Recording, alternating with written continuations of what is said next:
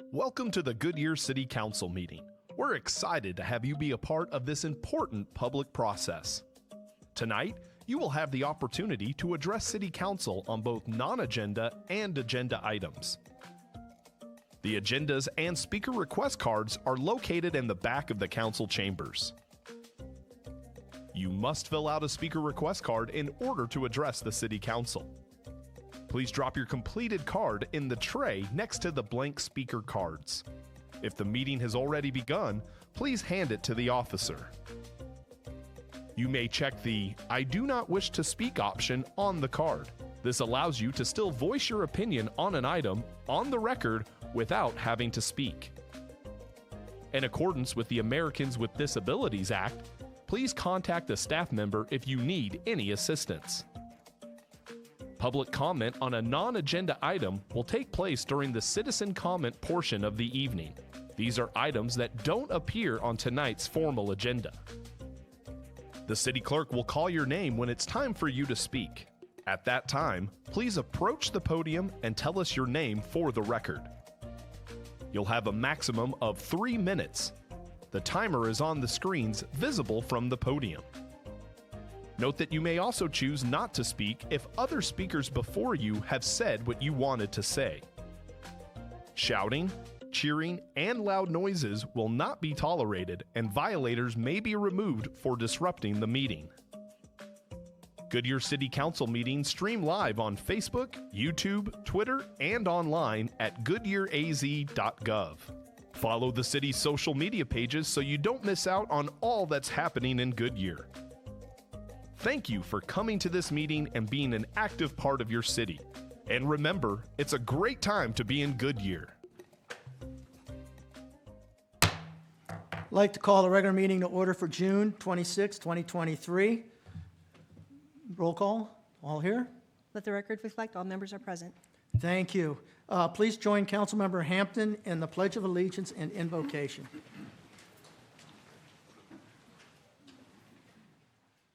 Pledge allegiance to the flag of the United States of America and to the republic for which it stands, one nation, under God, indivisible, with liberty and justice for all.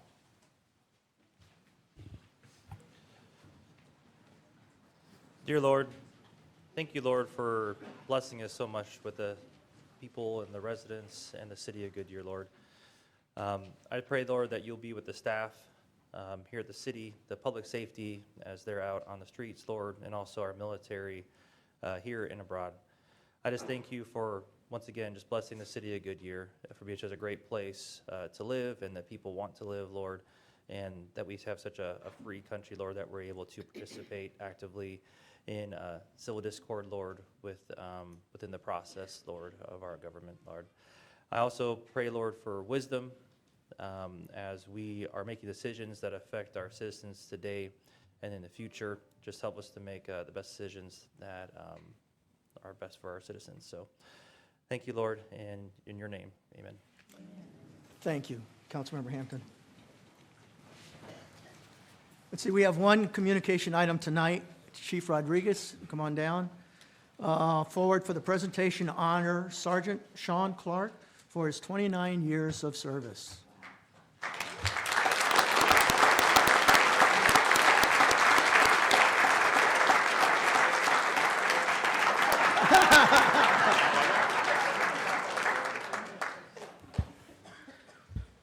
Good evening, Mayor and Council.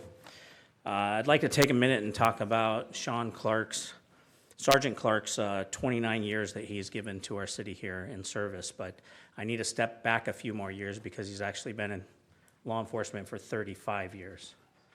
Yeah.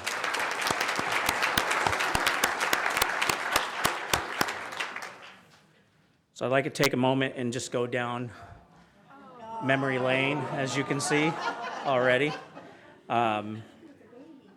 So Sergeant Clark's law enforcement career started at the Arizona Department of Corrections back in 1987, where he worked there until 1994. So in 1994, Sergeant Clark was hired with us as a full-time officer and has been here ever since, serving our wonderful community. Sergeant Clark was responsible for starting and building our canine unit with our first dog, Roscoe, in 1995. Sergeant Clark worked in the canine unit and with the SWAT team from about 1995 to 2015. So while he was in that canine unit, he went from a canine officer to our first promoted canine sergeant in 2012. So Sergeant Clark also served on the Arizona Law Enforcement Canine Association Training and Standards Committee. He's also received numerous awards over his canine career. I could be up here all night talking about them. However, I did notice a couple of notable awards. One was first place handler protection at the Phoenix Trials, first place in building searches, first place in area search, first place in the top agency dog for detection at Mesa Trials, first place in narcotics detention at the Las Vegas Canine Trials, second place in building searches, and second place overall narcotics detention at the Desert Dog Trials. So Sergeant Clark transitioned to patrol as a sergeant from 2015 to 2019. After 2019, he took over our community services unit. So while in the community services unit, he implemented our National Night Out last year. I believe it was our first event here at our new City Hall. So that highlighted our department and also our community and got us all together. So under Sergeant Clark's direction in the community services unit, he has been responsible for our other community events like our Citizens Police Academy, as you can see some of the pictures scrolling through, our Coffee with a Cop to include our first evening event. He listened to our community. They wanted something in the evening, so he made it happen. He also did our first Pizza with the Police down in Estrella Mountain Ranch, where we got to interact with the citizens down there, and also our Burgers and Badges. All these events we've had an ability to connect with our citizens and our youth, to interact with our officers in a relaxed environment. So like he hasn't done enough just recently, I gave him a little bit more to do. He has also been helping us serve as our police information officer in communicating with our public through our media partners regarding information and significant events that happen out there. Once again, being on call 24/7, because you never know what's gonna happen when. Sergeant Clark, we thank you for your 35 years of service and 29 of those years here at the Goodyear Police Department. While it's hard to see him retire from the department, he will always be part of our Goodyear family. And with that, congratulations on a fantastic career, and I'd like to ask the mayor to come down and present something special to you on behalf of the city.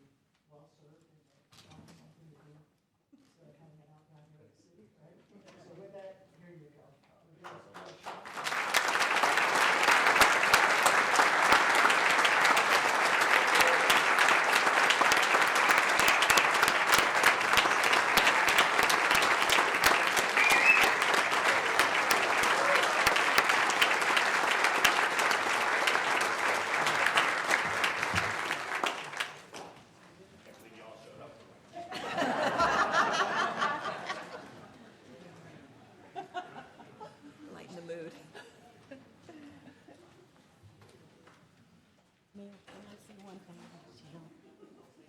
Sergeant Clark, on behalf of the residents of Pebble Creek, we want to thank you for all of your support of the Shop with the Cop and for the Pebble Creek Cone Tour. You've been such an instrumental part to make this work for our kids and for our community, and for that, we just thank you so very, very much.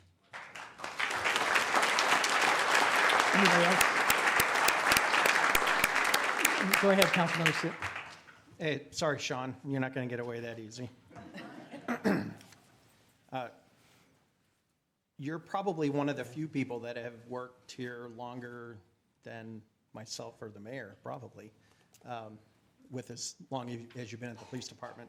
I'm going to say we go far enough back that our kids hung out at one point throughout our lives. But Your dedication to this city has been by far outstanding, and one that hopefully many of the new officers, which you and I both don't know anymore, but hopefully your example has set a great way forward. I'm sorry I won't be able to join you on Thursday, but I am very grateful to have known you these many years, and wish you the very, very best in what I think is a peaceful retirement coming forward. Thank you. Go ahead, Sharon. Sean, you're not going to get away without me saying something. I want to say honor, loyalty, and follow through is what describes you. You're a great guy. You're a great cop. You're what we'd like a lot of cops to try to be like you. Thank you for your service. Thanks for everything you've done. And have a great retirement. You're welcome. Go ahead, Sharon. Hold on, You can't go yet. hold on. You got some more praise to load on you. Thank you so much for three decades, with the city, and 3 decades with the same place. You do not see that a lot. You've seen us grow, and your work has made us become where we are, and our police department where it is, because people like you and all the effort and energy you put into it. So from the bottom of my heart, we hate to lose you, because everything you do with the community, but thank you so much, and we know you won't go far, and we will see you around, I am sure. So have a wonderful retirement. It is well-deserved. Thank you. Yep, you're good. It's okay to go now. Our second item is to approve the appointments and reappointments of boards, commissions, committees. We don't have a presentation on this, but if you have any questions, please let a motion and a second go through. But who's coming down for that? You? Darcy. Go ahead and do the vote, and then you'll come down presentation. All right, go ahead, open it up.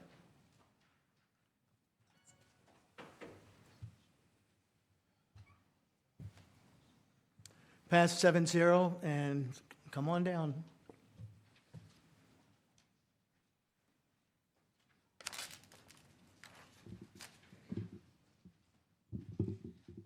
So if I could be joined down here by Azias Bird, Chrislyn Lyons, Emily McGee, Emma Yokopis.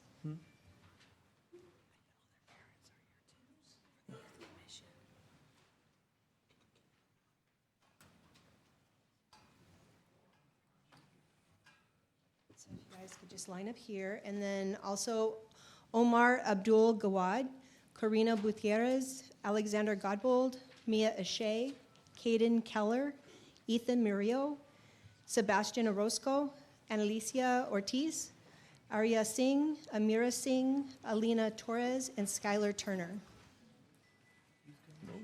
Our wonderful youth commission.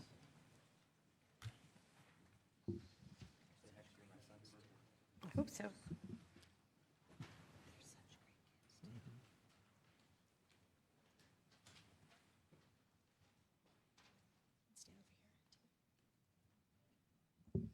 Okay, so we're going to do the official swearing in. So repeat after me.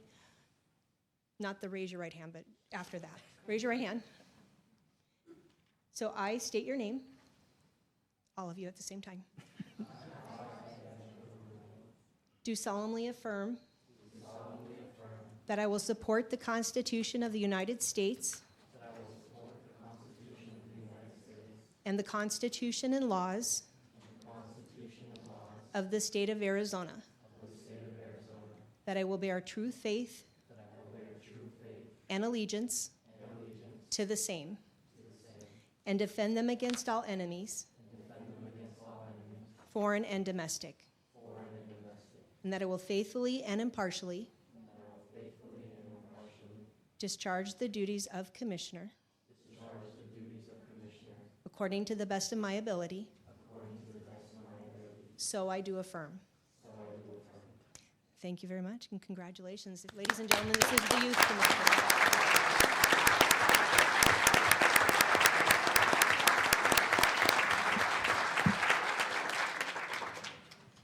Marcy, tell them they're members of the Youth Commission.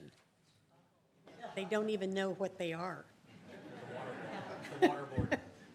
So this is actually the youth commissioners, and they did go through a whole interview process. They had to submit applications with references, and they were interviewed by the subcommittee from the council, and they did have to go through a whole process, so.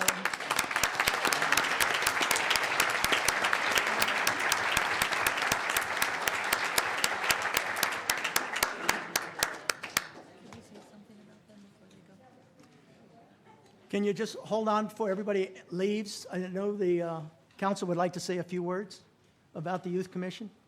Who do we want to start? Oh. Which end? Anybody down here on this side? I'll start. Okay. All right, I sit on the boards and commissions with, I sit on the boards and commissions committee with Vice Mayor Kano and Councilmember Laurentano. It's such a competitive process, but it's so wonderful to see these young people step up and want to be a part of their community. All of them have worked so very hard at school. They're coming in with excellent grades, excellent recommendations, and they have wonderful ideas on how to move this city forward, what they want to see for their kids their age, what they want to see to raise their families with. And this new generation is just so inspiring, and we're so proud of them, and we thank every single one of them and their parents for allowing them to have this opportunity to become a part of the Goodyear family. So thank you all very much, kids. Have a great summer, and we'll see you in September.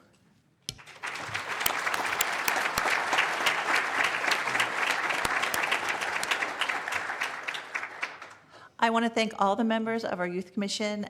Be prepared for an awesome experience. The learning that we are going to learn from you just as much you will learn from us. And I think it is great to see all of you involved.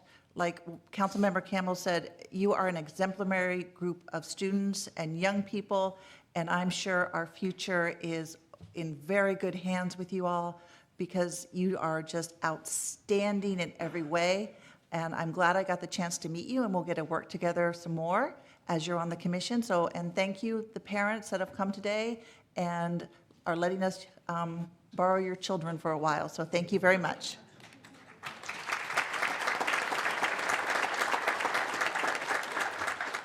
There's not much to add on that except today, to me personally, what makes this a great community is we have a lot of faith in our young people, and it's a good example of what we have coming up. Again, this is excellent to see you all stepping up and giving of your community. And like Councilmember Laurentano and Councilmember Campbell says, you're going to have a great time moving forward and learn how government operates. So congratulations.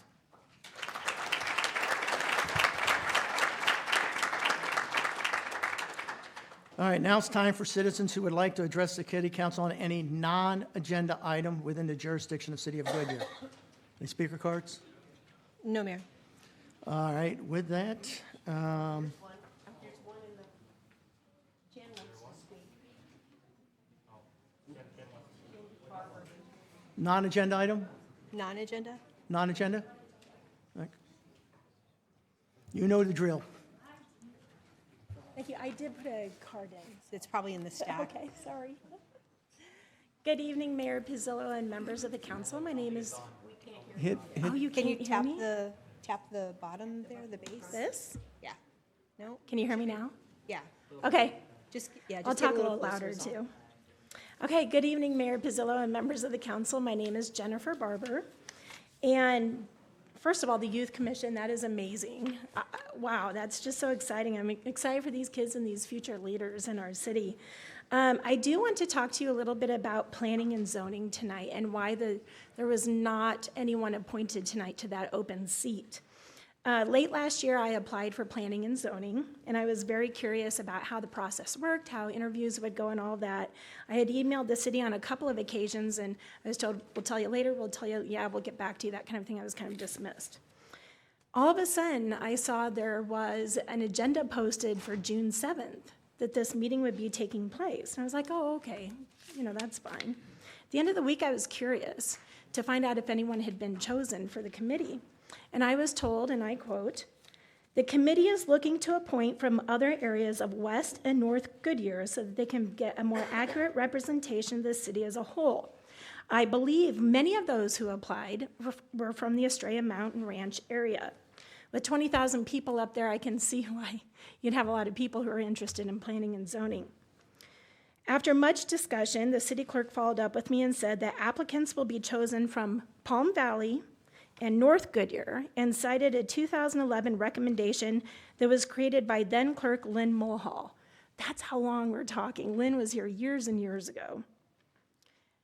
Now, I'm struggling to understand if this is really a serious policy, because in that meeting, 2 individuals who reside in the same general areas as the members of the commission were actually interviewed, which goes against that 2011 policy.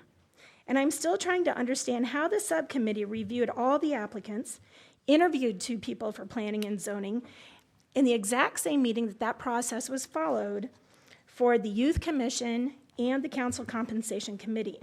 That whole meeting was 2 hours and 12 minutes. Look, the city clerk's policy was an absolute surprise to me. I had never heard of it before. It's not prominent on the website. Didn't know that when I filled out my application.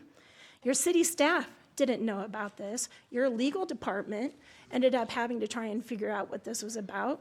They didn't know. As a council, you serve at large. You serve all the people. We do not have districts here.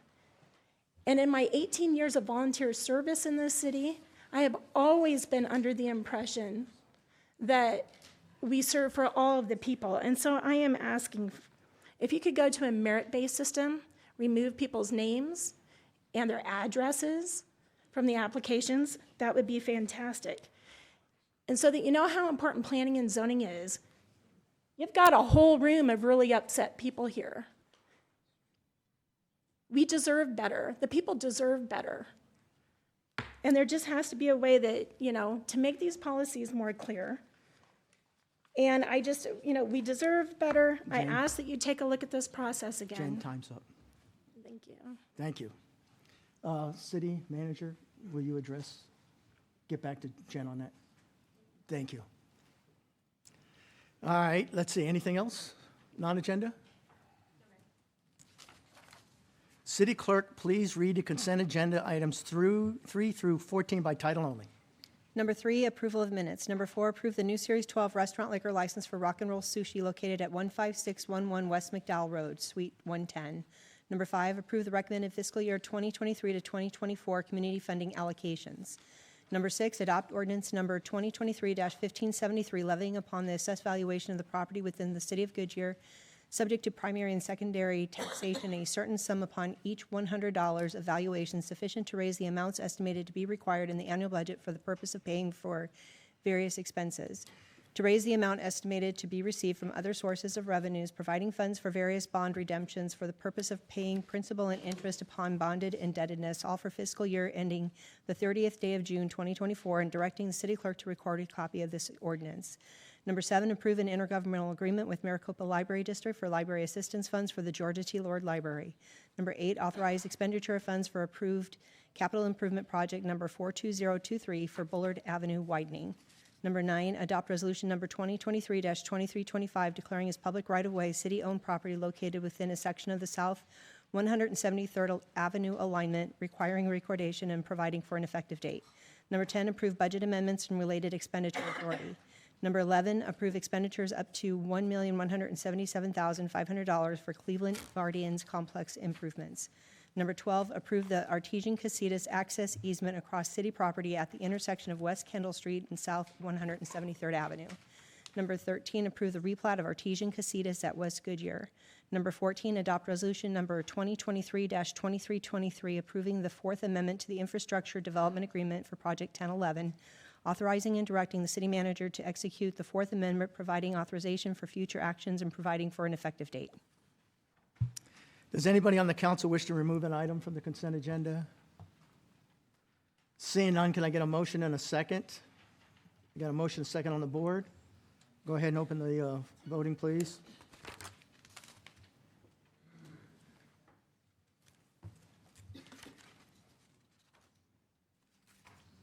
Passes 7-0. All right, with that, there are 5 public hearings on the agenda. Before we get started, I have some text, which probably is going to be some duplicates for some others, but I'd like to go ahead and read it for the general audience. Before we begin the public hearing, I'd like to make a couple of remarks about the public hearing process and to clarify a few of misunderstandings that have been raised through the public comment period. The City of Goodyear does not designate which businesses should be built on a particular property. The property only solicits business to the buyer and to the land if they generally meet the zoning requirements and comply with any restrictions that were placed on the property at the time of the zoning or sale. To be clear, the city did not ask Circle K to locate on this parcel. It was a business transaction between two private businesses. The parcels located in the area have been designated for commercial development since 1998, and they were zoned in 2008 to be conformance with the graduated density restrictions to support the mission of Luke Air Force Base, which like most of the land in the area. The public hearing process is prescribed by law and not subject to deviation. Only an application for zoning or special use is made to the city. We obligated by law to allow the applicant to move forward through the public hearing process. It is up to the applicant and property owner to determine if the project has public support or the job of the city council to hear the case when they make that determination. Through this process, we've received over 400 comments, multiple petitions, and phone calls as outlined in the law. Residents have the right to submit comments and speak tonight. The applicant has the same right as does the property owner to present their case for consideration. We are restricted from saying yes or no until the public hearing process is exhausted. This is how good governance works to protect the rights of landowners and those of the residents.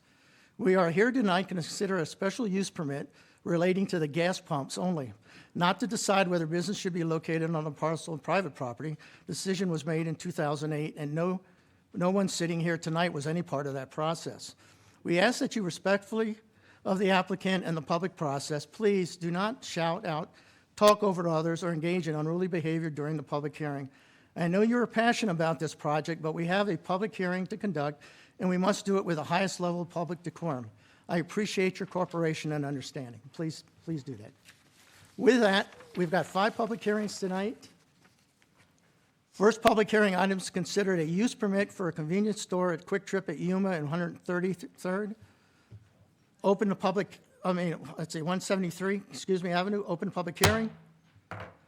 This particular public hearing is being continued to July 10th, 2023. All right, let's see what I have. The next public hearing items to consider is a use permit for self-storage facility at Willis and Rainbow Road. Open public hearing. This public hearing is being continued to July 10th, 2023. The next public hearing is considered is the development impact fee audit. Open public hearing. Thank you, Mayor Pizzillo, members of the council. We're here tonight to present to you the development impact fee audit. This is required by state law, both the audit itself and the public hearing that we're doing tonight. It's a biennial audit. Every 2 years we conduct this audit. The audit we're talking about tonight is for the period of July 1st, 2020 through June 30th of 2022. And it was completed by Heinfeld Meach and Company, which was our external auditors that we also used for our annual audit last year for the overall city audit. 5 things are looked at in this audit: the progress on the infrastructure improvement plan, the IIP, so the projects that were being built with impact fees, collection and expenditure of fees, so the process that we're taking those fees in, evaluate the inequities, potential inequities in plans or fees. If there's something that we're collecting, maybe it's not fair that we're collecting it one way from one person and differently on another. Construction sales tax is being applied appropriately. And then finally, that we are doing an annual report that is in compliance with state law. All 5 of these categories, we have no exceptions noted by our auditors. So this is a clean audit. And with that, I turn that over to the council and to the public for a public hearing. Any speaker cards? No, Mayor. Anybody in the audience like to speak on this impact fee audit? No? Let's see. Council, please enter a motion in a second. Got to close the public hearing. Mayor. Oh, excuse me. You're right. Close the public hearing. We've got a motion and a second on the board there. Open for council discussion. Seeing none, go ahead and open the voting.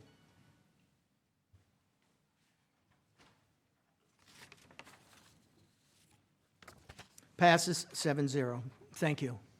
The next public hearing item is to consider a use permit for convenience use at the southeast corner of Saraville and Yuma with Pueblo Verde Commercial. See, let's open the public hearing. Go ahead and introduce yourself. Good evening, Mayor Pizzolo and Council. My name is Christian Williams, Principal Planner here with the City of Goodyear. And I'm before you this evening with a request from Andy Yoakum and Paul Gilbert to request a use permit for a convenience use drive-through within the city. The 1.28 acre site is located in the larger 3.16 acre property that's located at the southeast corner of Saraville Avenue and Yuma Road. It's right where this star is on the map, right in the middle of the city. It is within a commercial corner of Pueblo Verde and is currently zoned PAD with an underlying entitlement equivalent to the city's neighborhood commercial zoning. And the entire commercial parcel is 6.5 acres. So zooming in a little further, here is the site for the convenience use permit today. The red is the entire parcel. To the north of that is Yuma Road and Wildflower Ranch. To the west of that is Saraville Avenue and Vanderbilt Farms. It is within Pueblo Verde. The residential subdivision of that is called Glenmont Estates. And to the northwest is Fancy Fries. All right, for a brief zoning history, the Pueblo Verde development was rezoned for residential and commercial uses back in 2004. And since that time, again, the residential portion has been developed and is called Glenmont Estates. The commercial portion has an underlying zoning equivalent to the city C1, neighborhood commercial, and that commercial portion is just now beginning to develop, with the first component of that being the self-storage facility that is on the east and southern portion of that property. So to the use today, it is a convenience use drive-through that is approximately 4,500 square feet in size. There are 45 parking spaces located on that site, and there is a drive-through component that wraps around the southern end and the eastern end of that building. There are 6 spaces of queuing before your first stopping point, which is, it falls in line with our existing drive-through standards today, even though this application was submitted before that. There is landscaping on the southern end of the property, and the building matches the colors, materials, architecture of the storage facility that's under construction. That includes the materials of brick, stone, stucco. There's a trellis structure over the drive-through. There will be split rail fencing along Yuma Road and Saraville Avenue to match that of the existing Glenmont Estates development. And the drive-through portion of the property is approximately 150 to 210 feet away from the nearest residential parcel to the south. And I will show you a little bit more of a blown-out image of this in a minute. In addition, the south edge of the drive-through will contain a 6-foot wall to screen from sound. So I flipped the proposal a little bit. So Yuma is now on this side, Saraville is on this side. The entrances to the site will be from the south heading north with a right turn in or a right turn out. This is Saraville Avenue. It's a drive that's being constructed today off of Saraville. And then there will be a drive-through that will have access left in, or right out off of Yuma Road. That will be also constructed with the storage. So the storage and this use and other future uses will share that driveway off of Yuma, and again, that driveway off of Saraville. At the hard corner, because this is a convenience use on a corner, there will be a trellis structure that is kind of agrarian in nature with the picket fencing and the trellis, as well as 3 pedestrian connections from Yuma and or Saraville. As a note, as it relates to the drive-through, in total there are 253 feet of queuing before the second window, and there is an auxiliary bypass lane for the restaurant as well. To talk to you a little bit about landscaping, there are 30 feet of landscaping that are being, a landscape buffer being developed right now as a part of the storage project for the overall master site. There's 30 feet. There are storage buildings that will be constructed on the east. They will appear to the residents like this. There's also a view fence that will be placed along the southern property line adjacent with that HOA park. That is a part of that storage proposal that you have already approved. Then moving further to the north, As a result of some comments that were made at the neighborhood meeting, the applicant did agree to build a 6-foot screen wall that will be located south of the drive-through aisle before a parcel that's available for a future retail or office or C1 type use. In total, this building is 24 feet and 4 inches tall. In the C1 zoning district, you can have buildings up to 30 feet, so they are under that. And typically, homes within Glenmont Estates are approximately 20 to 30 feet setback in their backyard from their private backyard wall. So that is a summary, overall summary of the site with a colored-in landscaping element to that. And then again, this is a view of the south side of that McDonald's where you might see that 6-foot wall that is there to obscure any potential sound that might come from the site. All right. An in-person neighborhood meeting was conducted for this proposal. The neighborhood meeting took place back on January 25th. More than 30 residents were in attendance, most of them residing in Glenmont Estates, with a few residing in Wildflower Ranch. Residents expressed several concerns at that meeting, including the proximity of the speaker box to their homes facing south, idling of cars and the potential for noise from music or that idling, property values, trash, potential for children to damage HOA walls or climb on walls, traffic at that existing intersection of Saraville Avenue and Yuma Road. And at the conclusion of that meeting, 23 of the 30 sign-in lines were marked to indicate from a resident or household that they had opposition to the use permit. An additional 12 emails in opposition were sent that I am aware of, and the Planning and Zoning Commission considered this item on June 14th. At the conclusion of the presentations, At the conclusion of the presentation, speaker cards were submitted. One resident spoke in favor of the proposal, 3 did not wish to speak, and 3 did speak in opposition to the case. At the conclusion of that meeting, the Planning and Zoning Commission voted 3-2 to forward you all, or council, a recommendation of approval. And then additionally, I'm aware of at least one more email in opposition that was sent to the council. In response to some of the concerns, stipulations have been included on the use permit here. The hours of operation will be restricted from 5 a.m. to 12 a.m., so not a 24-hour operation. Deliveries may not occur between the hours of 10 p.m. and 6 a.m. There will be an exhaust scrubbing device placed on this McDonald's for odor control. The Pueblo Verde PAD has some strict lighting standards already, so those were placed in the use permit in addition to some of the more typical ones about cutoffs and shutoffs and things of that nature that you've seen in your staff report. There is a stipulation about the noise from the speaker not being audible from any residentially zoned property. The sound will be mitigated through the use of volume control, and in addition, that wall will be built by the applicant with that 6-foot high CMU wall on the south end of the property. There shall be no illuminated signage placed on the south side of the building, and there will be shielding for the other lights on the property.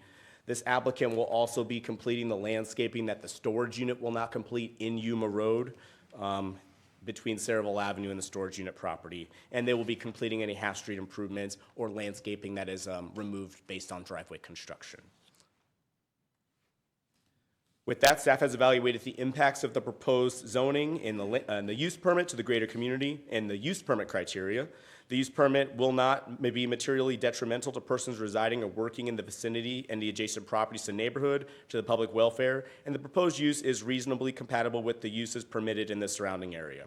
Adjacent to the parcel size is of a sufficient size. Circulation has been accounted for by planning. The hours of operation have been reduced.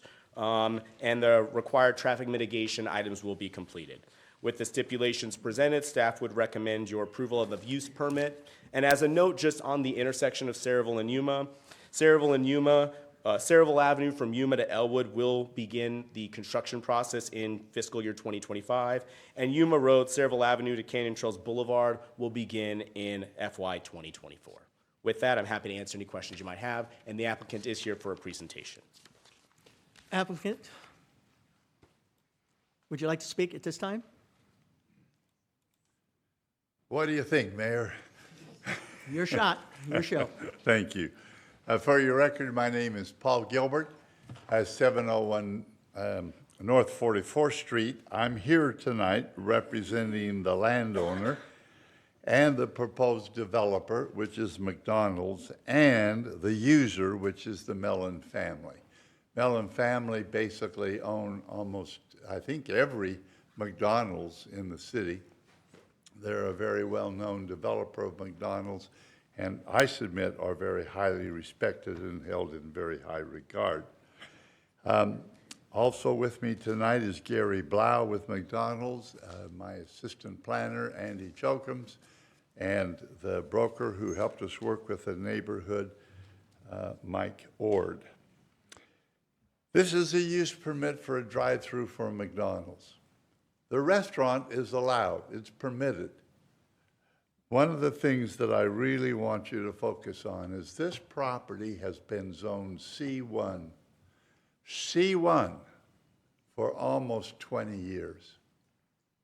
So we're not coming before you tonight and saying, please zone a piece of property commercial. It's zoned. It was zoned when the people moved in. It was zoned as part of the master plan. Everyone knew that bought a home there that it was zoned C1, or at least had the ability to know that. So it should be no surprise that we should come forward at this time to ask for a conditional use permit for a restaurant. I would like to quote from your C1 ordinance.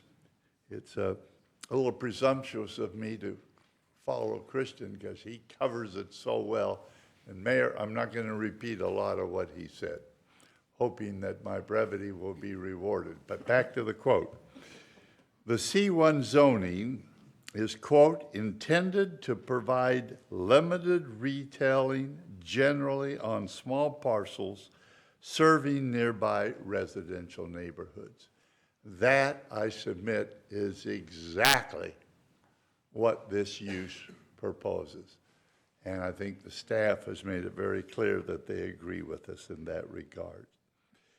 The staff report in its presentation has done an excellent job. In order to qualify for a use permit, we have to meet certain criteria. Those criteria have been met, and the staff report and Christian's presentation to you went through that in glorious detail.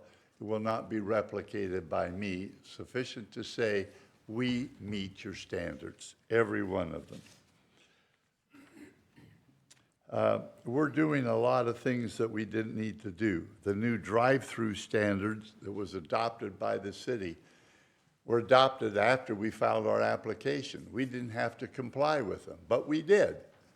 We actually worked with your staff on those standards and helped formulate them.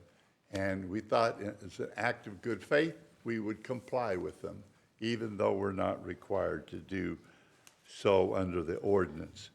There's always a concern on a drive-through if there's enough lanes, if we're going to keep cars off the adjacent street. Christian went through in a lot of detail showing you that we have ample room on site to handle all the traffic.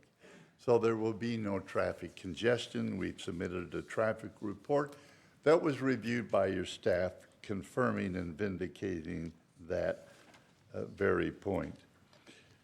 Now, let's talk just briefly about the neighborhood considerations. Just briefly.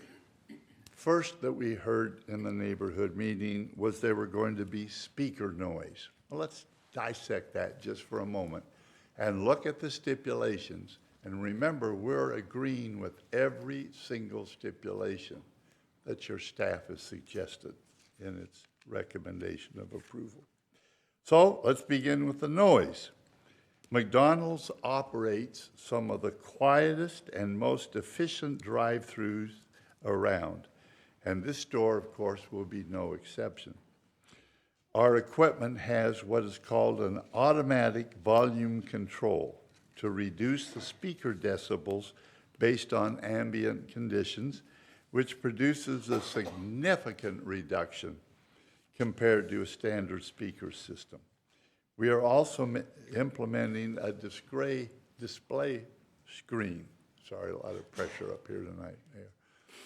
Our display screen, so the person on the other side doesn't say, this is your order, a Big Mac, chocolate shake, and fries. The order is printed there, and we just simply say, is that your order? Reduces the noise and efficiency of the operation. Our speakers are located 150 feet from our neighbors to the south, and while we do not anticipate our speakers will be heard above the ambient conditions, we will be adding a block wall of our own volition and recommended by the staff, with which we agreed to put in that additional wall.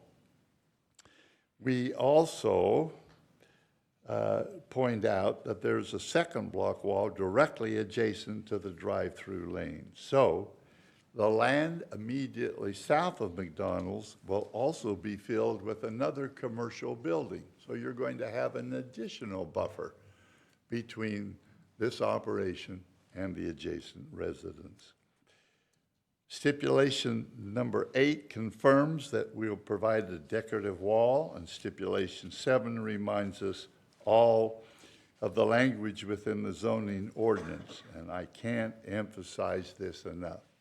We're required by stipulation that we agree with 100% that the noise from our speakers will not be audible outside the boundaries of the property. So one cannot say that we're going to cause a problem with noise. Odor. Frankly, we've never been accused of having a problem with odor, but we wanted to address it, as suggested by your staff stipulations. So we will be installing an exhaust scrubbing device. This odor mitigation is also referenced in your stipulations. Lighting. We are internally illuminated signage is not going to be placed on the south side of the building facing the residential. The lighting is highly regulated in stipulations 4, 5, 6, and 13. So our conclusion is we're seeking your approval of a use permit tonight that meets all of your criteria, every one of them.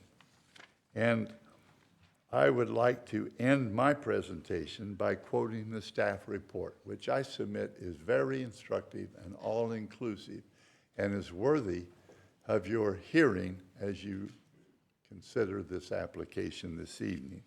I quote from your staff report, "Staff finds that the proposed use permit for a convenience use McDonald's drive-through, subject to the conditions and stipulations set forth above, meets the zoning ordinance requirements, will not be material detrimental to adjacent properties, and will be compatible with the surrounding area.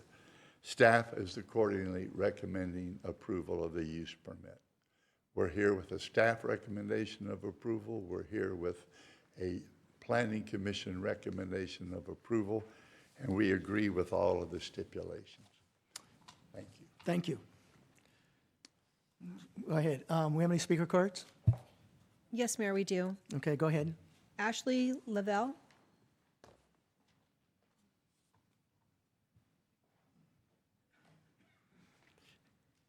Good evening, Mayor, members of the council. My name is Ashley Lavelle. I live at 16011 West Maricopa in Wildflower Ranch. I wanted to come here and say that while on the surface, this may seem like a good idea for the community, but I wanted to, I guess, present the case of why this will be materially detrimental. Sorry, I'm nervous. My biggest concern is traffic. And so right now Yuma is going to be, this location is right down the street from the new proposed 303 that is just getting ready to extend.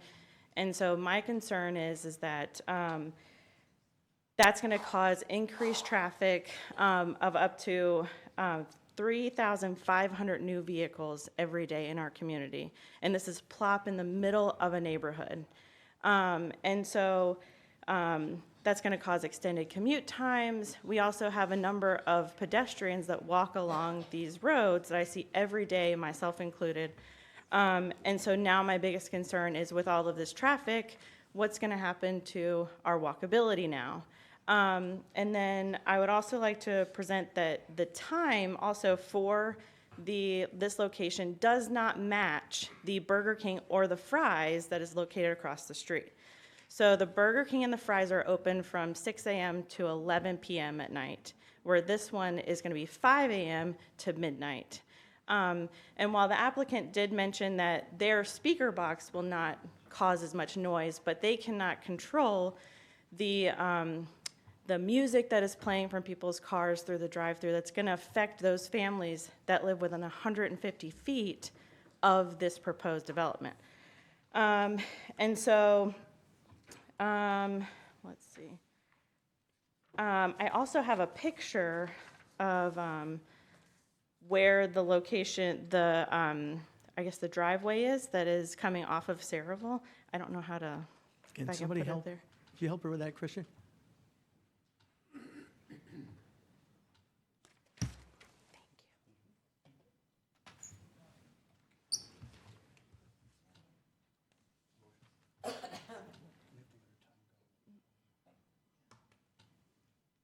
So this is the drive-through that they were showing you that is off of Saraville. And so this is what it would look like and how close it's going to be to the nearest neighborhood. And so to me, that seems very, very close, especially if I have small children. And if it's going to be open from 5 a.m. to midnight with all of the car traffic coming off of Saraville, that's concerning to me. And so I'm hoping that you'll side with the residents and vote no, because we are not against restaurants. We just don't want to drive through. So, thank you. Thank you. Another card? Yes, Mayor. Ray and Corey Cowan?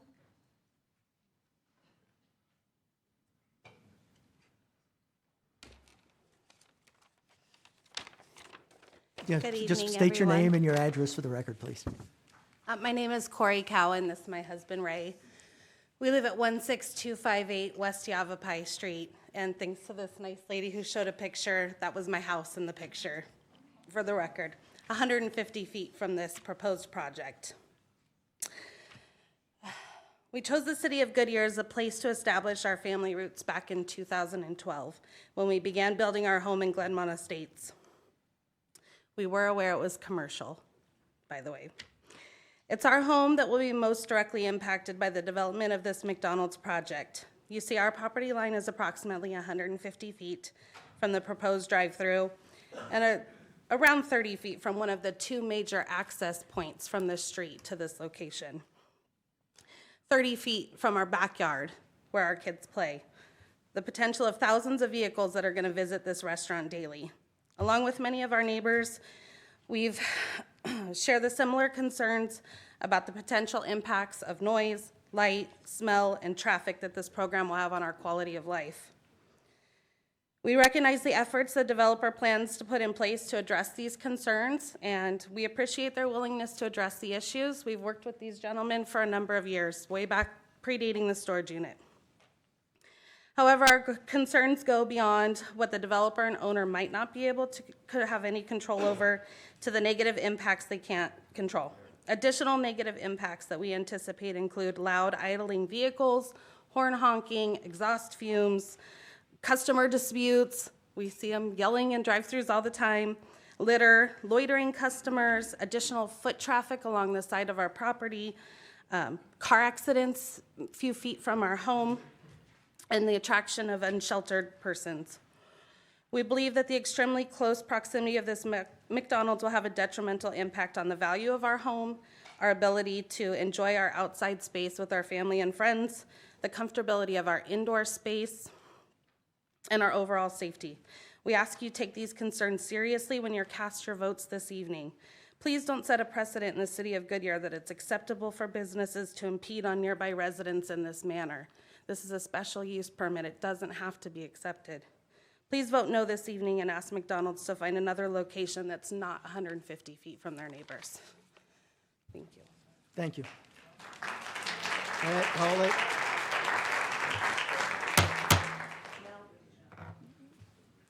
Anybody else?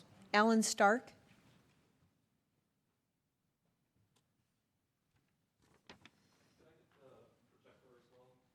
Can you help him, Christian? It's on, you just it's need to on. put Okay, your thing thanks. under there.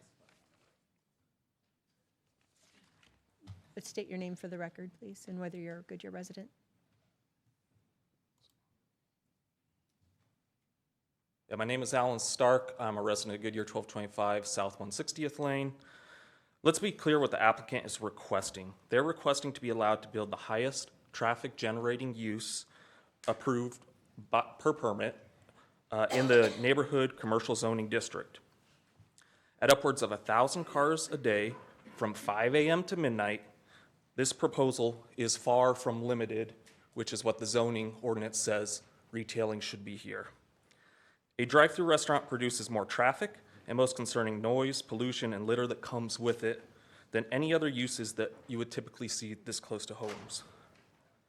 At 150 feet, you will be approving the closest drive-through to ever be approved to existing single-family homes in the city of Goodyear. Now, I know you're going, wait a minute, there's a Whataburger Indian School that's closer. Those homes were built after the Whataburger. After the Whataburger. That's not the case here. These homes have been here for 10 years. And as the speaker before me mentioned, this driveway right here to access the McDonald's is 30 feet from the backyards and master bedrooms of my neighbors' homes. That's a lot of traffic within 30 feet of your homes. You will be approving the only drive-through in the city of Goodyear to have no left turn exits. So now, those 1,000 cars will be making U-turns at this intersection and this intersection, or if they're afraid of U-turns, they can cut right through the Glenmont Estates neighborhood and get where they need to go.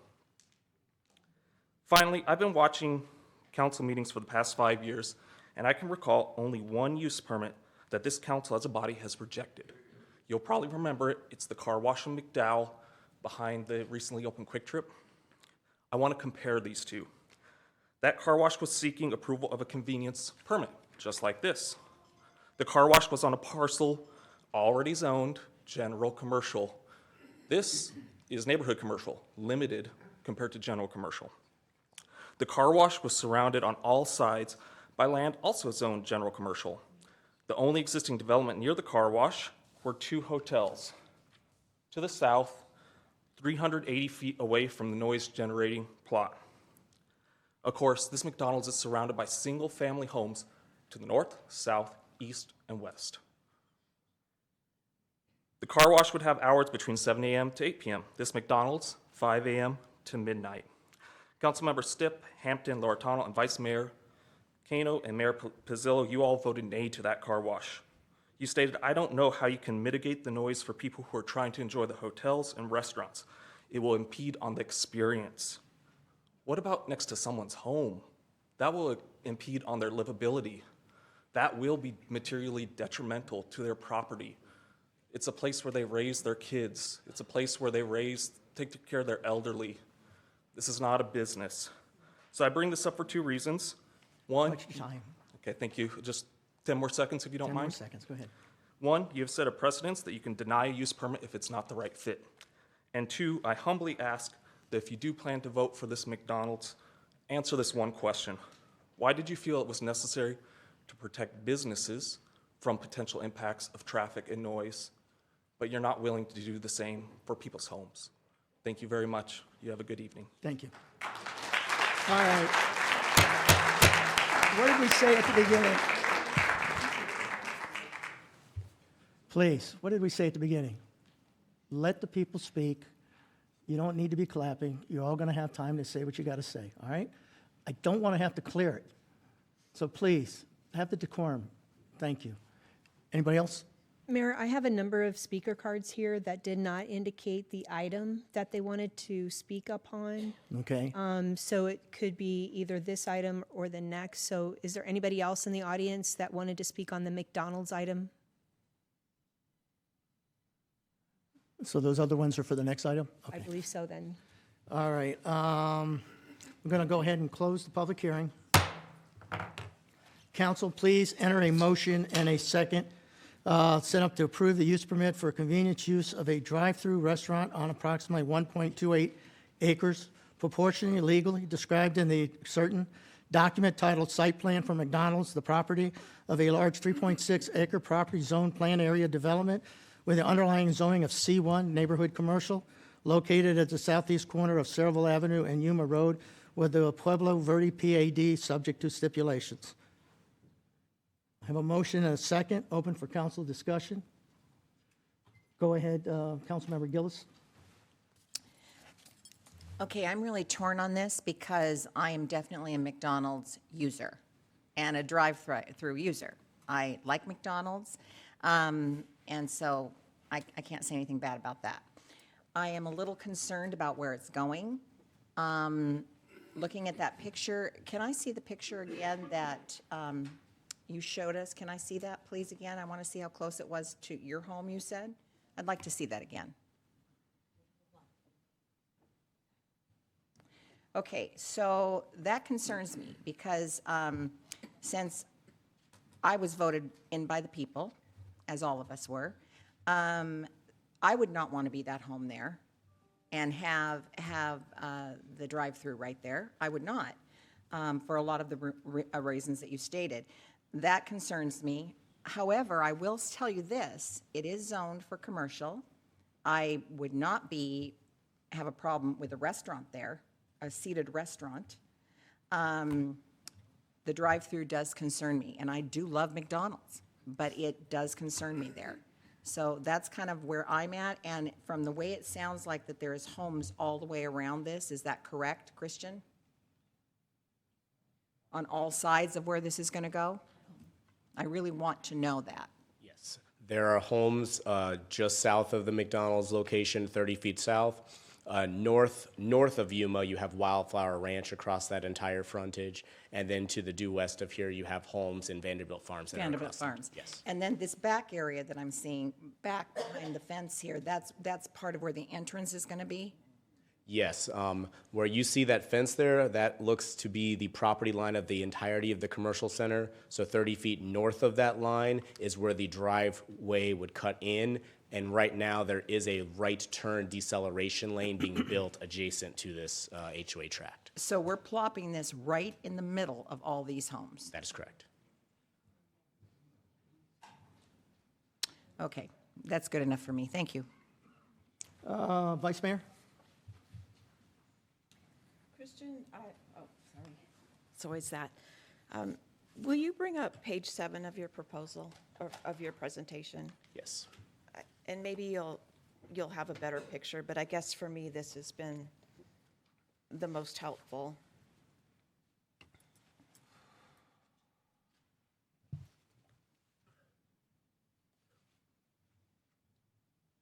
Is it this one or this? Yes, that Okay. one, thank you. Yeah. So I want to go over the barriers. I guess, for one, the road the entry in off of Saraville is already established for the purpose of the public storage. So that's the ingress and egress. So no matter what goes in there, that's how people are going to be traveling in. Okay. And then there is that 30-foot buffer with landscaping. 30 feet, yes. 30 feet, okay. And that will run the entire length of the whole commercial property? That is correct, yes. Okay. Now, looking at where the driveway connects to I should say, the driveway coming out of McDonald's heading south, running into the egress. From Mr. Stark's photo, it looked like that area is not where the Cowan's home is. Is that correct? So as you would come in and maybe turn over, yeah, because I can't see where the houses are on this diagram, but I believe the Cowans are a little farther over. They're right. Oh, Okay. I'm not sure if you can see it, but there are this first line right here Okay, to this line here. okay, that's good. Thank you. Now, if it wasn't a drive-through, it could be automotive, it could be tire, it could be a number of types of business, is that correct? Could be any use that is in the neighborhood use, or neighborhood commercial section of our zoning ordinance. Okay. So public storage, I know there's a lot of debate about that, but generally has people coming and going. To the level is certainly debatable, but there is this pad, and then there's the one next to it that will also have some type of business. So, and that's going to be the road in or out, regardless. Okay, and then would you just highlight for me again the fencing barriers between the McDonald's and the residents? Yes. So this is the residential home and their block wall fence. So the block walls go east to west here. Okay. At this point presently, there is no fencing. It was that chain link fencing that was displayed earlier. There's temporary fencing there now. Correct. Yes. That will be replaced with view fencing that the storage project is stipulated to construct. Then you'll have the 30 feet of landscaping to the north of that. Okay. You'll have the drive aisle to the north of that. And then after the closest commercial pad here, so approximately 150 feet north, you'll have that 6-foot block wall that will go up in tiers up to 6 and back down. That will be on the southern side of this driveway here. Okay, very good. This is an interesting case because of the fact that it has been commercial for so long, and I am empathetic to the Cowans, and I appreciated their acknowledgement that they were aware that it's commercial, and it's especially hard when you've been in a place for a long time and then it looks to develop. We're in a season now after, it seemed like during COVID there wasn't much commercial development. Now we're in a time where it's picking up again. And where it's picking up again, it seems to be a lot of infill. I noticed that where I live and in definitely different areas. And it's hard when lands have been vacant. In this particular case, I just thought of another question. Where will the cars queue up? So if they're driving in and will you show me where they're going? I know they have the island where the double lane, but if it goes beyond that, which direction do they queue? So my assumption would be that if you were queuing 3 cars here and you were coming from the south and turning in on Saraville, you would queue this way. If you're coming in from Yuma and you turn in and there's no room, you're going to queue this way. Does that make sense? It does make sense, but then you're going to have queuing every which way, it appears. So I don't know if that might be something that the applicant might care to address. And there is a stipulation regarding queuing. That would be stipulation 12. That would address if fire lanes are blocked and what our remedy process for that would be. Okay. I want to thank the applicant and their representatives for all the community engagement that they've done. I think that the stipulations, as they are written, is definitely a response to what they heard from the community. And so they've done a lot of good work in that, and I guess that completes my questions. Thank you. Let's see, Councilmember Loretano. I just have to check to see if I'm next. Thank you very much, and thank you, the applicant, and thank you, everybody that came to speak about this. I think it's really important to get everyone's position, and as the mayor said, we're looking at the drive-through portion of the restaurant. And that's the only reason we're here, for the use permit. Do you have a list of what other uses could go in here? The vice mayor did mention a few, but I think it'd be very helpful if we actually had a list so everyone can know what can go in there without us saying anything. I'm going to phone a friend here and see if Here comes Ms. Katie. Wilkin can help me with that list, and I'll rattle it off, or she can rattle it off if she'd like.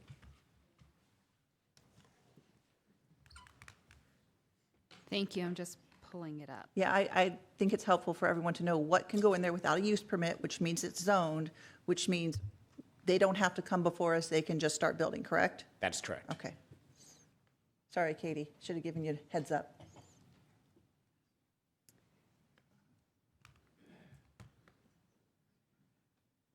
Thank you.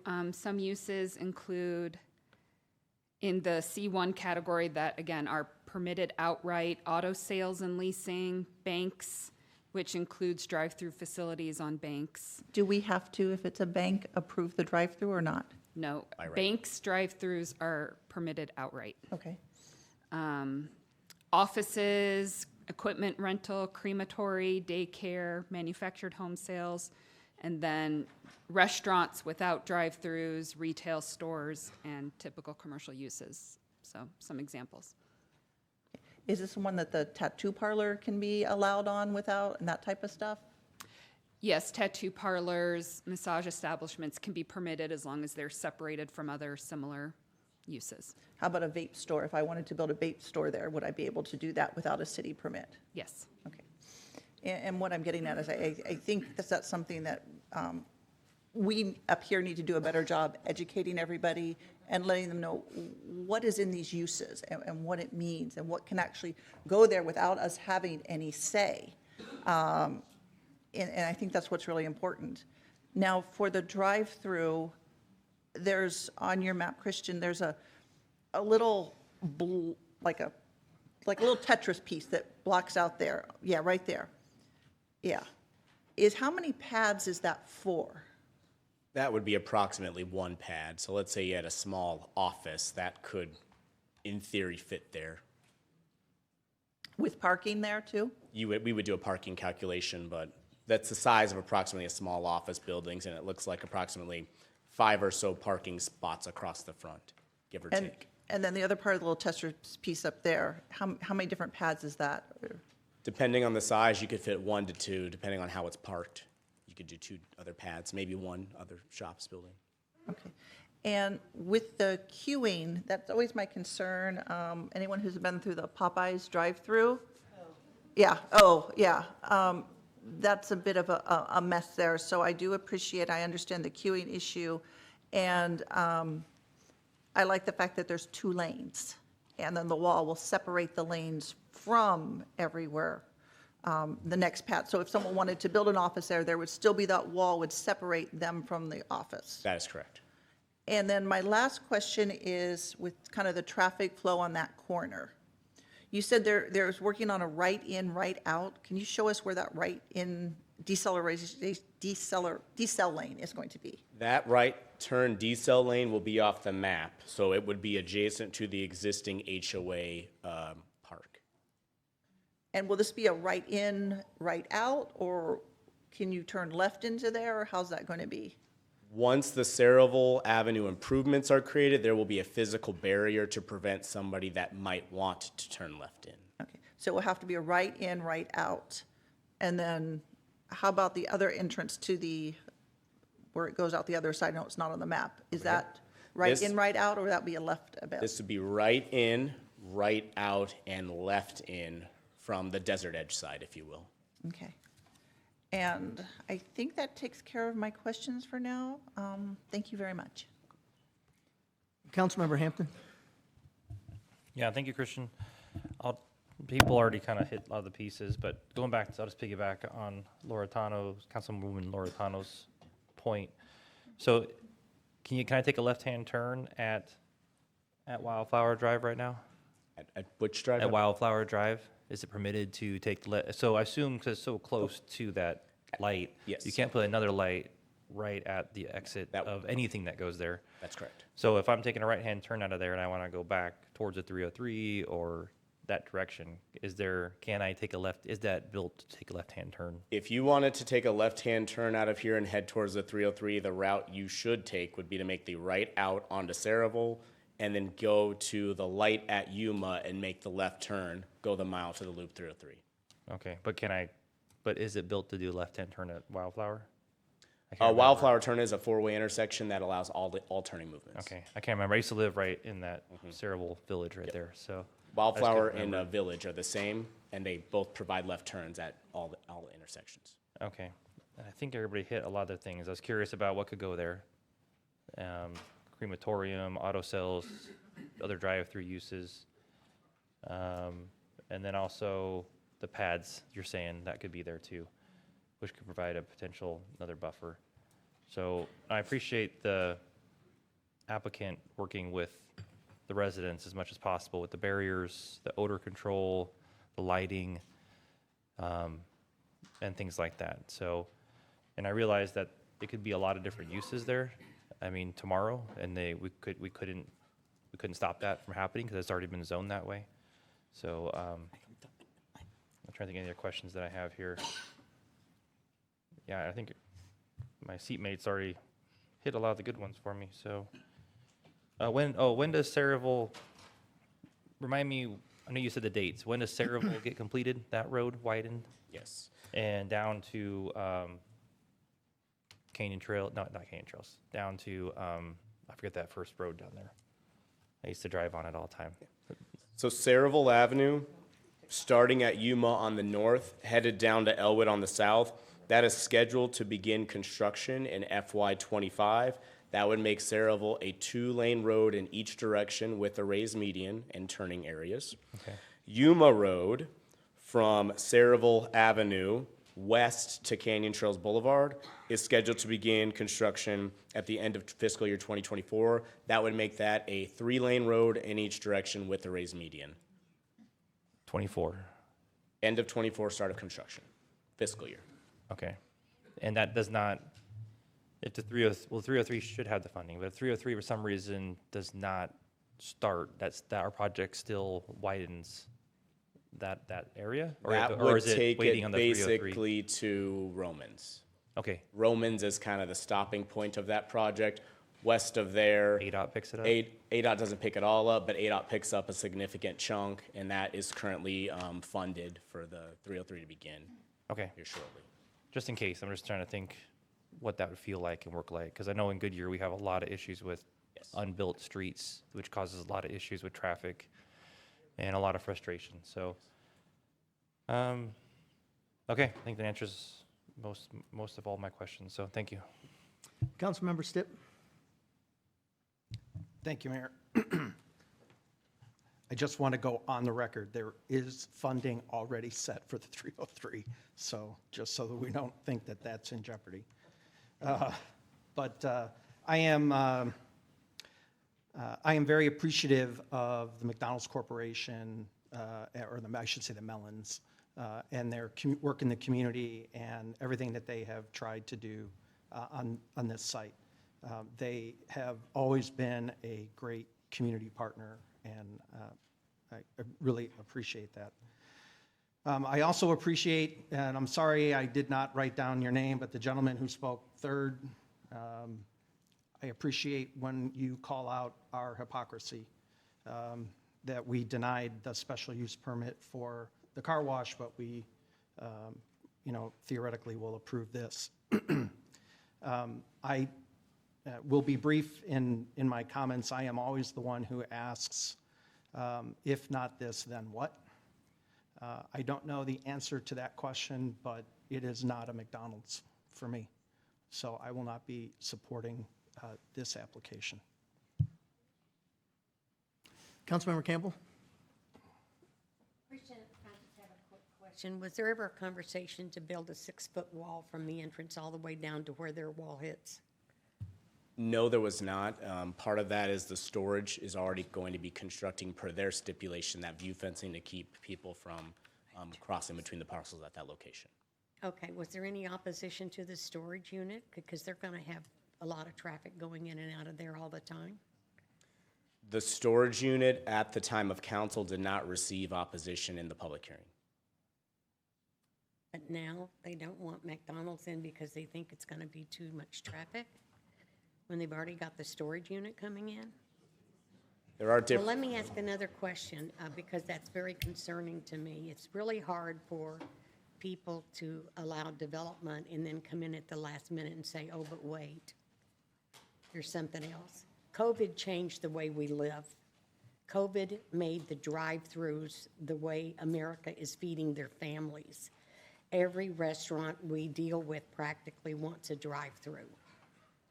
And these restaurants that have the drive-throughs, they're not making the drive-through. They've always had them, and they've proven that they work.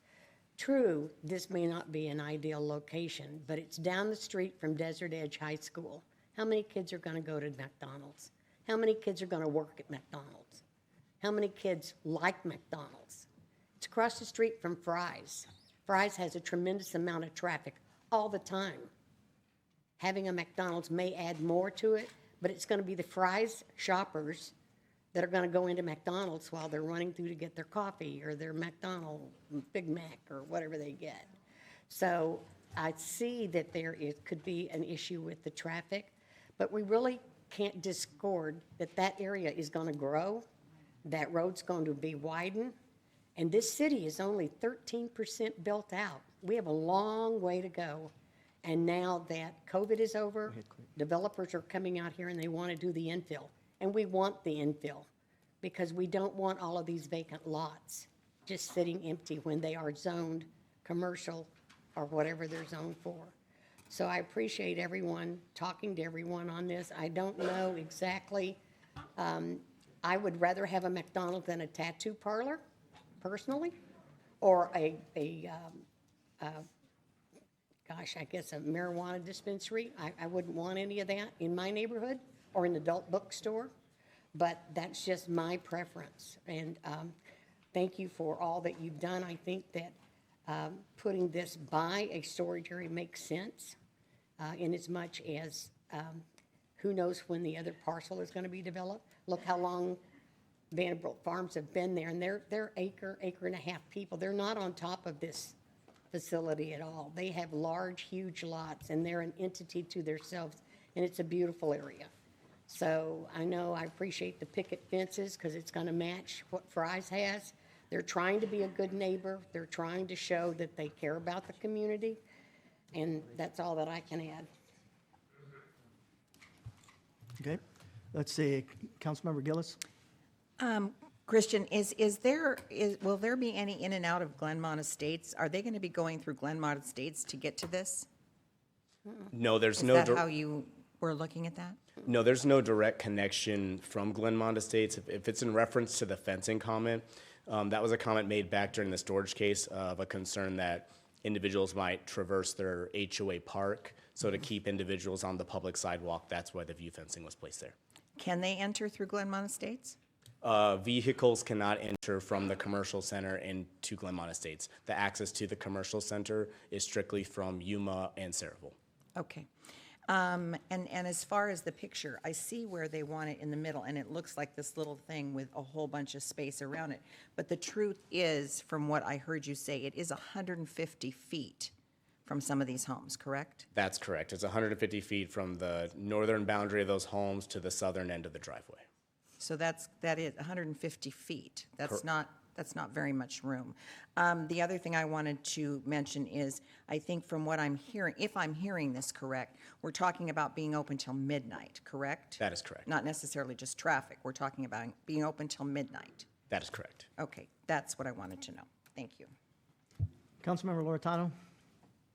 I just want to be very briefly. I think for me, the difference here, there was a question about that, and the car wash, is that we have a much better mitigation plan with this one than we did with the car wash. That wasn't very well set out on how it was going to be mitigated. Here we have buffers on all areas. We have a road that we'll be using to the storage facility and to the other 2 or 3 parcels on there. And then as to the McDonald's, we had very much the similar questions and concerns when it came up to Estrella. But the Mellon family, I will give them kudos. They do teacher night proceeds go to the schools all the time for our schools. It's a place for the young people to work. People are concerned about the midnight.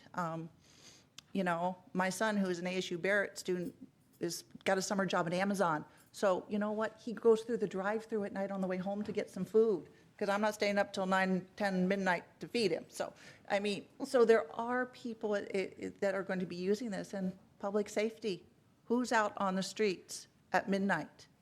Our cops. Who's going to maybe hop into that McDonald's and get a cup of coffee? I mean, I'm a former prosecutor. Yes, that's true, okay, in Phoenix. So that's just, they are good community partners. They will work with the community. If you have concerns, you know, we'll be able to make sure that those concerns are mitigated. So thank you. Is that it? There's been a lot of discussion on here. You know, my biggest concern is always, if that doesn't go in, what does go in? And on what Councilmember Loretano had mentioned, you know, with the kids, I know Mellon family's always been good in contributing to various schools and activities as far as philanthropy. So, you know, you read the list on some of the things that can go in there, and to tell you the truth, if I was living around there, I'd want something a little more stable than some of the others that we won't have nothing to say about. So with that, I see nothing else to be added in here. Let's go open up the voting.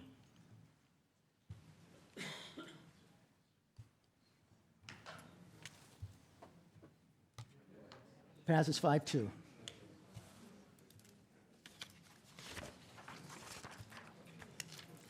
We're going to take a 10-minute break before we get the last public hearing, which is going to be on the convenience store for Circle K. So let's take a 10-minute break, please.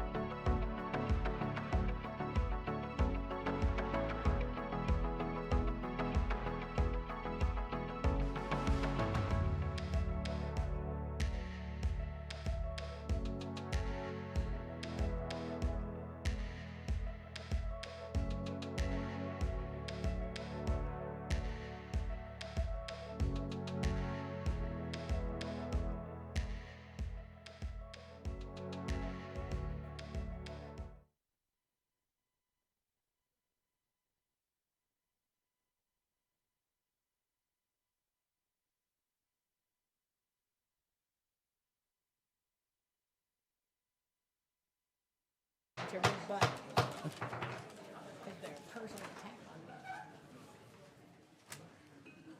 There's a change in plans. I think it has a lot to do with who's sitting out in the audience. The applicant has pulled the application.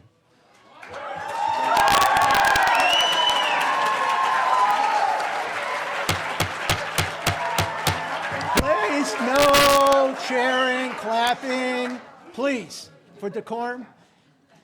It's good news, I understand that, but please, no clapping, no yelling, no screaming, all right?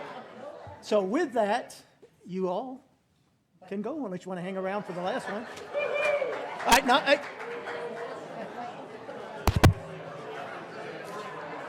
You can still say, they still say something? Can they still talk about it?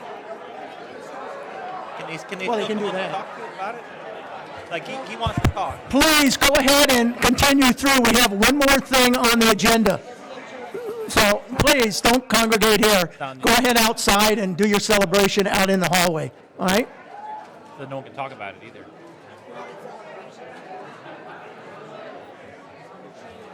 Huh? Keep it moving.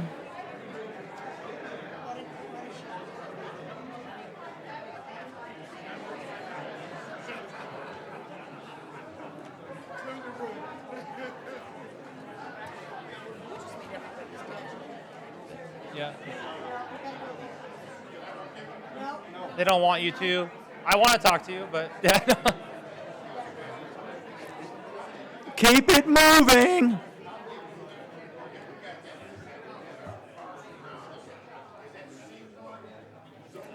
Hey, Gene, keep them moving. around the Circle K, around the. I think it's all C1. C1. Brandon, turn your mic off.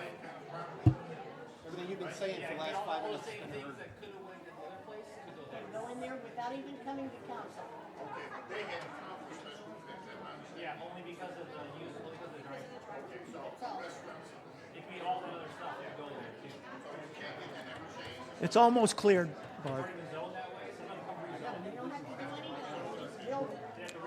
Yeah, please, keep it moving.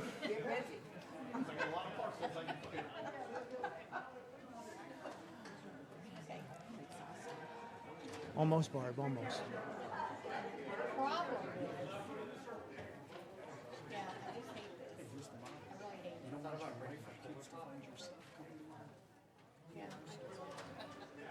Like an internet cafe.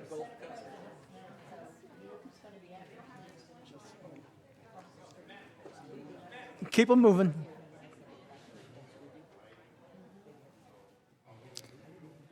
All right, I think we're back to almost somewhat normalcy, Barb, so go ahead. Let's see, I'd like to remind the council to wait for a motion a second for discussion. We have on the business item, consider establishing water advisory committee. Go ahead and introduce yourself. Okay, thank you, Mayor, Council, good evening. Barbara Chappell, the Water Services Director for the City of Goodyear. So I'm here this evening, wanted to talk a little bit about public involvement and how critical it is for many of the services that the city offers.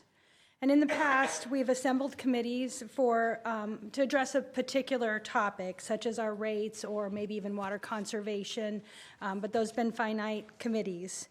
This year, one of our city manager's goals is to create a standing water advisory committee with members seated by October.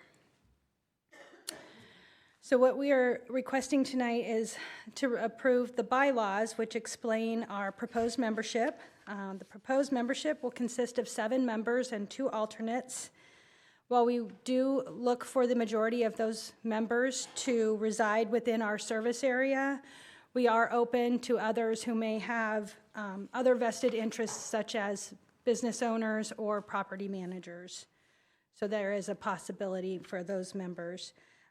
Members must be registered voters, live in Goodyear for at least 1 year, and not have conflicts such as city employees, council members, or if they're in already 2 other boards or commissions, we wouldn't accept those applications. At least 50% of our members will serve a first term of 3 years, so that we'll have staggered terms beyond that. So so we don't lose the whole committee all at once. Some of the goals and objectives will be pretty much everything water. That means water, wastewater, all of the services we provide, regulatory programs. Some of our goals and objectives are to explore strategies to expand and diversify our water portfolio for our future development, review capital and ongoing operational needs, expenditure needs, and then weigh in on those rates and fees that are needed to support those. Finally, we want them to develop, recommend, and promote water conservation. So our schedule, this evening we're here to request that you establish the committee and adopt the bylaws, which will then allow us to begin the application process.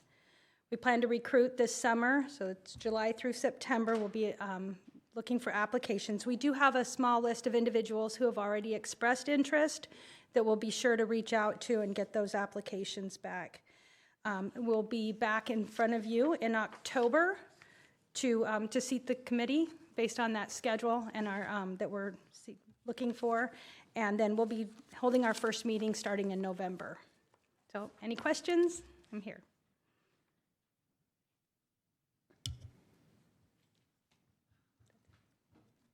Mayor, there's no speaker cards. Thank you. City Clerk? Yep, that would help. City Clerk, please, it's been an interesting night. Will the City Clerk please read Resolution number 2023-2312 by title only? Adopt resolution number 2023-2312, establishing a Citizen Water Advisory Committee, adopting bylaws for the Citizen Water Advisory Committee, authorizing staff to take all actions necessary to carry out the intent of the resolution and bylaws, and establishing an effective date. Thank you. Let's see, we got a motion and we got a second. And open for discussion. Councilmember Campbell is first up. Okay, thank you. Barbara, I think this is a wonderful idea. I would like to ask that you emphasize to the committee, once it's established, that if they do make water conservation recommendations and the council does not immediately adopt it, that it's okay.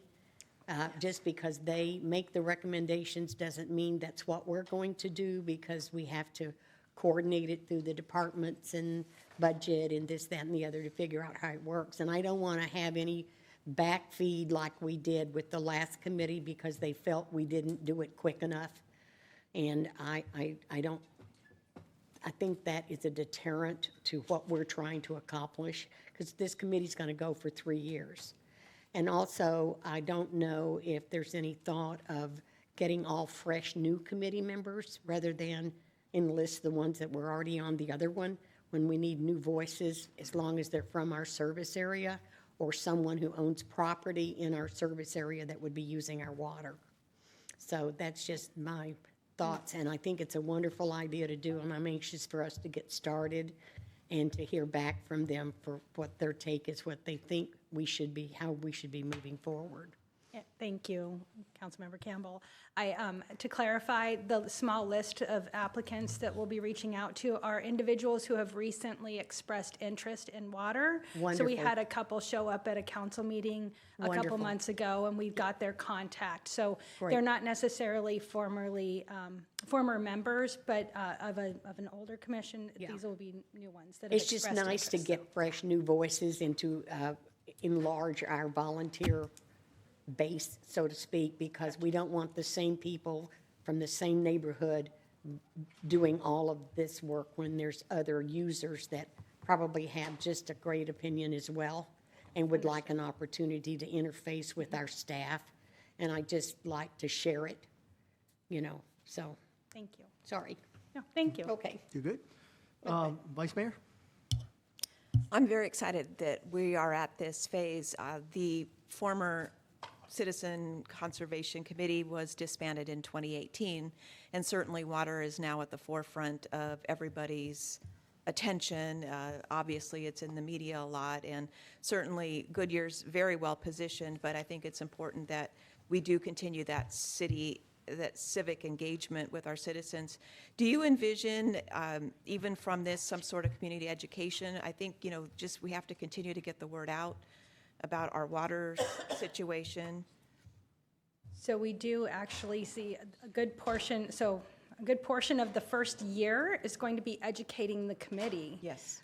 There is a lot of items that they'll be, listening to and hearing about, and decisions, recommendations we'd like to get from them. So in order to do that, we find it very important to get them really immersed in our world. So that's going to take some time. But once It'll they've be a little got the bit before we start getting recommendations from the committee and things like that. And that's I know- partially why we're staggering those terms too, Yeah. because it's a big learning curve in the beginning, but yeah. I would agree. The committee, is this considered to be an ongoing committee? Just it is. as same as maybe other standing committees? Yep, Okay, that's the very good. intention. And will we limit it to people in the service area? Because this is a citywide concern. Is it open to anybody who's a resident of Goodyear to be Yep, considered? so it is open. We are looking to get the majority in the service area because we'll be looking at rates as well, capital Okay. projects, needs for the department. But we do leave that open to others that are outside of the service area and maybe even outside of the city for those other or whether they're a business owner or maybe a property management company that has property in the service area. And regarding the previous committee's recommendations, I know that they were vetted through city employees and even prior to bringing them to council before. So I'm sure you'll engage your internal resources as well to manage expectations and things like that. So Manu, I'm very excited that we're doing this, and thank you for bringing it forward. Thank you. Councilmember Loretano? I want to also thank you for bringing it forward. I think this is really important and really timely that we do discuss water, and I think it's also a great way to tell our story to the committee members and let them also kind of tell the story of Goodyear and our water here in Goodyear, because unfortunately right now, a news clip on the media doesn't always tell the right story of what we have here. So I think this is a great way to really tell that story. So I appreciate it, and I look forward to meeting your committee members. Yeah, I don't know how much more to add on, except you're at the forefront now. I mean, water is the key, and we want to make sure that we get the right message out there, because unfortunately, sometimes the message isn't exactly correct. So we want to make sure we get that out there, and I'm a firm believer, I'm sure like the vice mayor, a drop saved is when you don't have to pump. So anything we can figure out a way of conserving, even on maybe some of the recommendations, we get away from actually real grass to more fake grass in some of our development, as opposed to things that need less water. Maybe it's even on how we landscape now, even maybe on our right-of-ways, that more water drought type of resistant plants. So again, really looking forward to what you kind of come up with. I would like to so see a balance, because the fact that you're going to be dealing with rates, I really think it's important that not everybody be in our rate paying systems, but they have a substantial input, because they're going to control and make recommendations on rate and the capital improvements that are going to be needed for our system as well. And any commercial owners that are also a part of there as well. So, and I'm sure you'll have balance in there. But yeah, you're at the right time right now, and it's water's going to be really big kind of going forward. So with that, do I have a motion and a second? Can we go ahead and open up the voting, please?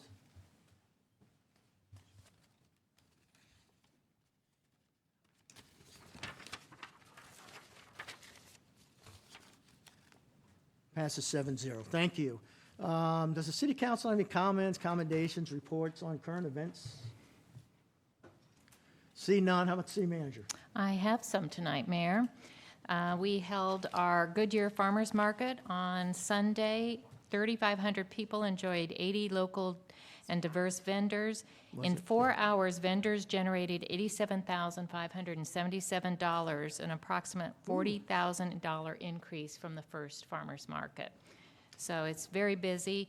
The next market will take place at Goodyear Civic Square on Sunday, July 30th from 5 to 9. That's awesome, because when I'm out there in the public, I hear great things about that farmer's market. Yeah. People love it. Yeah, So, yeah, that's awesome, that report there. Also, Mayor, I want to mention that we will be closed, the library and City Hall will be closed on the Tuesday, the 4th, in observance of the 4th of July holiday. And police services, fire services will operate as normal, but no trash, recycling, or bulk service, waste service, they'll just be delayed by one day. So just kicking it off. And then I do want to invite everybody to celebrate Independence Day at the Goodyear Ballpark. Gates open at 6 p.m. Festivities continue until 10 p.m. The event is free, parking is free, and 2 live bands, food, drinks, and bouncy houses will be there. Yeah, the only request is for the kickoff when we speak, we got to get the band to learn how to play you-know-which song, so. Yes, yes, we do. We get that kind of going, right? Yes. All right, with that, let's see, like the